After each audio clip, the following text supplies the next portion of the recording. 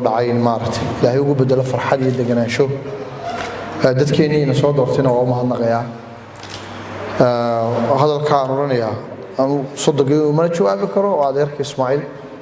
laakiin waxaan baan idin oranayaa tigidaan madaxweynaha u tagnay waxweeyaan xasaasiyadii aan keenin madaxweynaheeni annagana runtii waan la sharfay waan la karmay annagoo xisbiyadeedii ka soconaan la karmo la sharfay arrimo badan oo ammaan baa jiray marka uu tagaygu waana dee dhamayno qaaranaga naga mid ah hudusay maana ahayn waan soo dhamayn marka arintaas waxba yaanay maartay yani keenin arinta heshiiska xisbiyada san horeba u sheegay anigu waan ixtiraamiyay tiifigana waa ka sheegay laakiin inagu waxaynu u sulx ku wadnay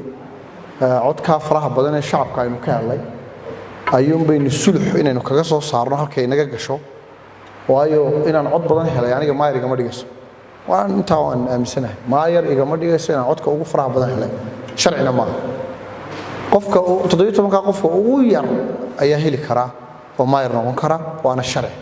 17 hadii 17 xildhibaan ay doorto 16 xildhibaan kala codayaan waa sharci laakiin haddana shacabkuna waxay doonayaan waa sharci waana la ixtiraamaa dad baynu u baahanahay marka anaga waxay dadka aqlabiyada inta badan hal ixtiraamo marka waxay nala galaysaa bipartisan waxa la yiraahdo in xuduudaha asxaabta ay nagala taloodo oo saddexdii xisbiba aanu naawa dadka hal bariyo dadka hal ixtiraamo maar saasay horta u tahay in maartay wada hadal fara badan aanu gallo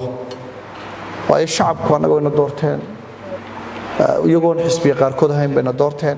marka iyagu ma hortu dadaalina iyagana dadaalin marka arintaas annagana dee rag looga shakiyo xisbigoodii bay ka tagayaano meel bay qabteeno anigu arintaas waan saafayaa diiman yihiin rag laga shakiyo moogtaa daana 40 man jira in badan ma soo shaqeynayay sumcad baan leeyahay karaama ay dul saaran 26,000 iyo 290 qof baa doortay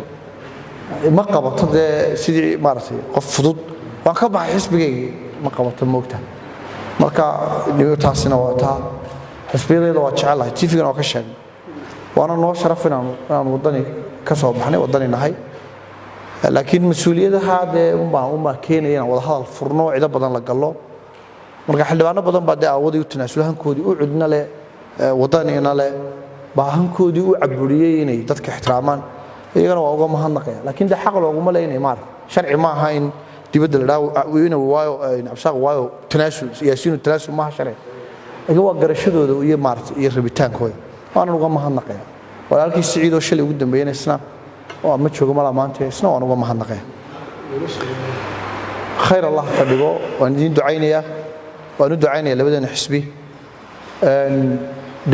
anagu waxaan islahayn waxba yaan la loolamin oo qoladana aan xisbi xaakim isku sheegin qoladana xisbi isku sheegin anagu waxaan islahayn fudaydii hawsha laakiin dee loolna waa furan yahay markuu furan yahay